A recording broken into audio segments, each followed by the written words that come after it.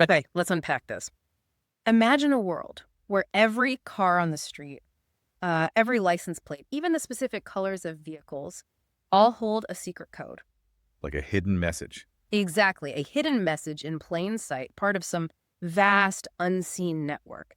And what if this entire system, this kind of planet-scale surveillance, was allegedly designed by people with deep ties to the very search engines we rely on every day? What's truly fascinating here, I think, is how our listener sources, particularly this compelling video statement from Ronaldo Aguirre, they take us from a really personal account of being surveilled Right, his own experience. to this revelation about the core mechanics of information retrieval.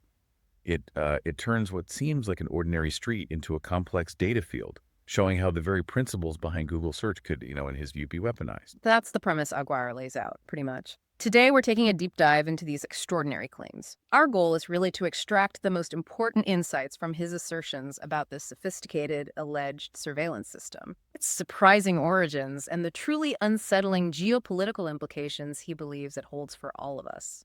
You'll hear his insights, his suspicions, certainly, and his unique technical analysis. It's all based on his deep expertise in search technology. It's quite a journey, connecting what seems like everyday observation with something profoundly intricate. Potentially far-reaching, yeah. So let's start with the man at the center of these claims.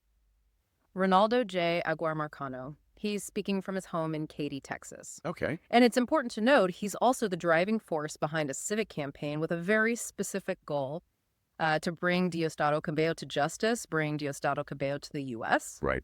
And to give you some context on Aguirre, his Yeah. professional background is incredibly relevant here. He's worked in search technology for what, nearly 2 decades, Yeah, something like that. including stints at major players like Yahoo Search and Google Search. Yeah. And this experience, he argues, it uniquely positioned him to understand the mechanics of the surveillance system he believes he's uncovered. And what's interesting is that even before he developed his advanced geoindex, that system he uses to map these connections, Right. Aguirre claims he already knew he was under heavy, systematized surveillance. He had this strong intuition, apparently, that an app was coordinating the whole thing. So he felt it before he could, technically prove it with his index. Seems so.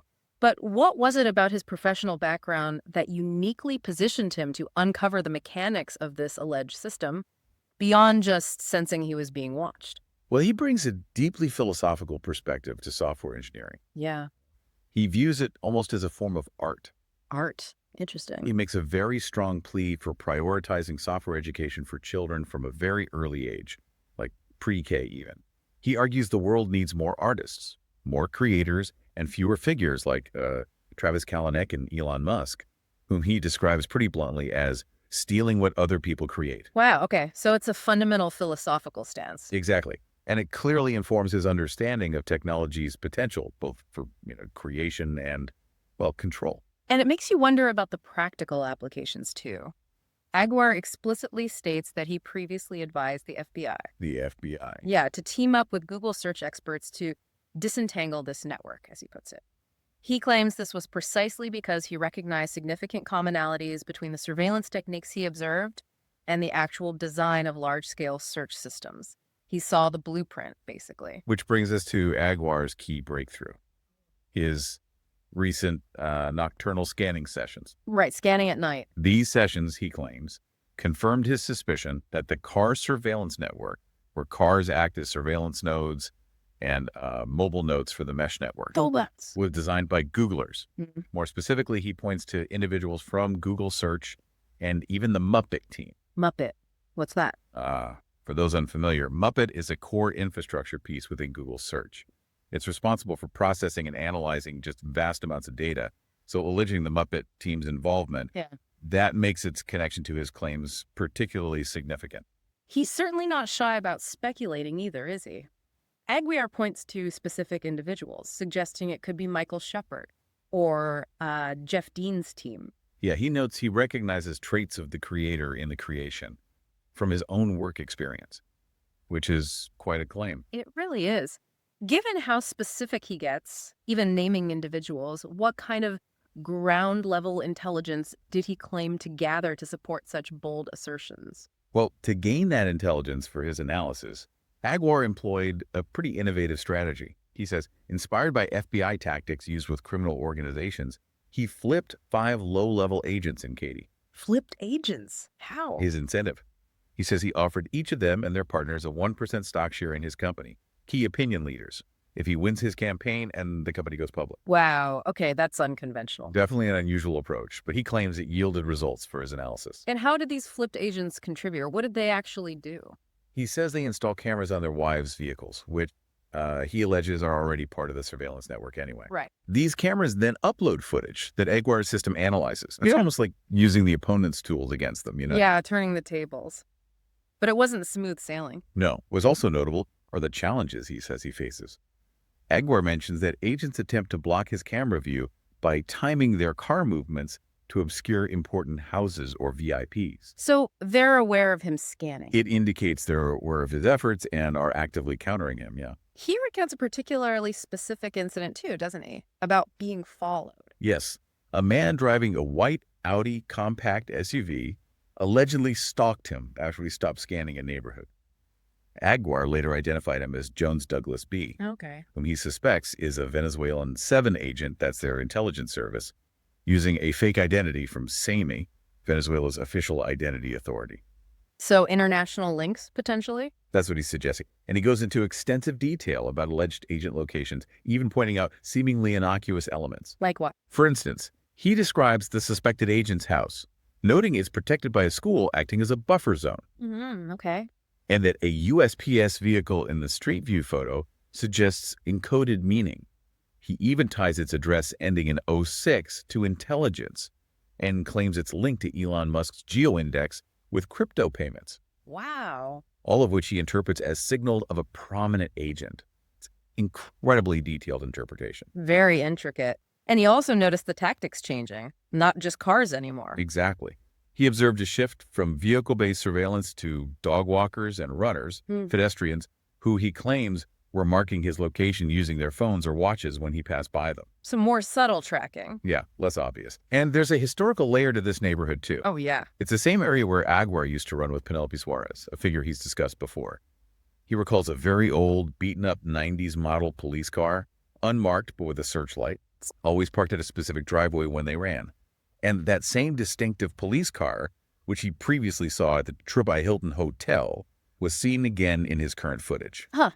And the hotel. He suggests the hotel's marker was allegedly moved in Google's Map Fax CTS system to hide it from his own system, adding another layer of alleged manipulation. All these detailed observations, the cars, the license plates, the people, the alleged codes, it all started to crystallize for Aguar into a single technical realization, didn't it? Absolutely. And that realization, based on his decades in search technology, truly cracks open how he believes this system actually works. So let's get into that. How does she think it operates? Okay, so to understand it, let's do a quick primer on how search and information retrieval systems typically operate. All right. Basically, they work by scoring entities. Scoring entities, assigning points. Yeah, assigning relevance points to pieces of information. A corpus is just a collection of these entities like web pages for Google, or in Aguar's case, cars, faces, maybe even houses. And scores are based on query entity pairs across different dimensions like body hits or title hits, indicating where search terms appear.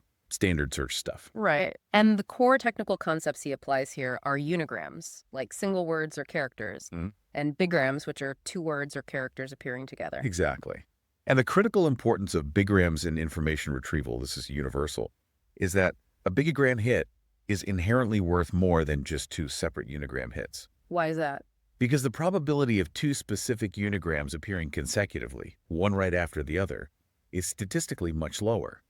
That rarity signifies higher relevance, higher compicality to a query. It's a fundamental principle in how search engines prioritize information. Okay, makes sense. So how does he connect that back to the alleged surveillance system? Right. Aguar's system detected what he calls statistical anomalies in license plates, things that didn't look random, Anomalies. which he now understands as sophisticated bigram matches. So the license plates are like coded text for a search engine. That's his interpretation, yeah. He uses this new understanding to reinterpret past observations. For instance, remember those consecutive numbers mistakes he mentioned before? They're like cars with almost identical plates. He now sees those like 5 matching characters, not just as similar, but as potentially encoding multiple sophisticated bigram matches. It signals a complex, layered message in his view. Oh. He explains that meaning is encoded through the combination of specific characters in a bigram like WD, perhaps, and even the color of the car. The color matters too. He thinks so. Mhm. White, for example, he believes is used for communications or maybe audio extraction. He describes these patterns with a precision mirroring Google's own search logic. So not just simple matches. No, he identifies not just exact sequential matches, but also reverse patterns, or even characters that appear out of order within a license plate, like 4 different types of bigram matches. 4 types. Yeah, mirroring Google's system, he says. Full in order, reverse, full out of order, and reversed out of order. And numbers, he clarifies, are basically treated as unigrams or letters for planiscale scalability. And the bottom line is, more bigram matches mean higher prominence for an agent. Can you give some concrete examples he cited? Sure. He points to a neighboring Katie whose cars allegedly display reversed bigrams like HR and RH or H and JG's K and KH. Okay. There's also a white Tesla nearby with the SY bigram, he claims. And vehicles near a place called Emily Forest, 2 Nissans, potentially containing 3 bigger matches each, RT J615, for example. So multiple layers of potential meaning packed into one plate. That's the idea. He sees patterns like JTJ and TJG on different cars as showing a related TJ bigram. It truly sounds like a highly complex system, if his analysis holds water. And he keeps connecting it back to Google. Yeah, he reiterates the strong connection to Google's Muppet infrastructure, noting this is the second time he finds a core principle of this alleged surveillance system deeply rooted in Muppet. He even recalls conversations with Michael Schruppert about optimizing bigram matches. From his time working there. Exactly. Suggesting these are fundamental concepts just being applied in a new, perhaps unsettling context. So what does this all mean then beyond specific license plates and cars? He calls this understanding of Bigram encoding a nuclear weapon for identifying agents. A powerful claim. But then he pivots, right, to a much larger, more frankly terrifying thought about the future of global conflict. He does. His chilling conclusion is that figures like Xi Jinping, and by implication their respective governments, they see software engineering itself as a weapon. A weapon. How does he explain that? He uses these powerful historical analogies. He reminds us, the discovery of vessels for fishing eventually led to mounting cannons, creating warships, and then the mass production of entire navies. Right, the technology evolved into warfare. Exactly. And similarly, he points to the discovery of atomic reactions, which led to atomic weapons. Yeah. And then, atomic proliferation among nations. Okay, I see the parallel he's drawing. And he connects these analogies directly to our present. He argues that the realization that technology can be used as a weapon to enslave all of us, well, it means the next logical step is to create an army of software developers. An army of coders. Yeah. And he highlights what he perceives as a profound global imbalance. He claims that adversaries, like China, are actively creating, or frankly already possess, such armies of software engineers. Does he offer any evidence for that imbalance? Well, he supports this with his personal experience at Google. He states the IT industry in the U.S. is dominated by Chinese, Russian, and Indian engineers. Dominated. His words. He claims there were practically no Americans or Hispanics in Google search during his time there, and he views this as evidence that software engineers are effectively being treated as soldiers by other nations. That's a pretty stark perspective. It is. And it leads him to this urgent warning. If the Western world doesn't prioritize software engineering as education systems and create its own army of developers, it faces, in his view, enslavement. Enslavement. Strong word. Very. He believes that even if this specific network he's describing is dismantled, a more sophisticated one will just emerge if this imbalance of technical talent persists. The underlying capability remains. So it's not just about this one system, it's about the underlying skill gap. Precisely. He concludes with this really profound question. While the world is focused on training soldiers to fire guns, they're training their soldiers on how to write code. They're fighting a completely different battle, and we don't even know it. Wow. That really makes you pause and consider what skills are vital for national security moving forward, doesn't it? It absolutely does. What a deep dive, right? We started with one man's personal campaign against surveillance, moved through the really intricate world of search engine mechanics, apparently applied to license plates. Yeah, the bigrams and all that. And ended with this truly thought-provoking, maybe even alarming, vision of software as the next global weapon. If we connect this to the bigger picture, Ronaldo Aguirre's account, it not only provides a fascinating look at a purported hidden system, But it also raises a really important question for all of us, Which is, What does it mean for our future when the most powerful tools are no longer physical armaments, but lines of code? mhm, And the battleground is increasingly digital. yeah. Think about that. And as you go about your day, maybe noticing cars around you or even thinking about what your kids are learning in school. Yeah. What does this perspective on software as a weapon shift in your understanding of the world?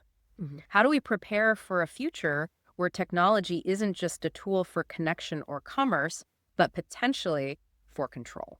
It encourages critical thinking, doesn't it? About the unseen forces and the foundational knowledge that could shape tomorrow's conflicts. It suggests that the most vital skill sets for national security might look very different from what we traditionally imagine. Definitely something to mull over, for Yeah. sure. Until next time, keep digging, keep learning, and stay well informed.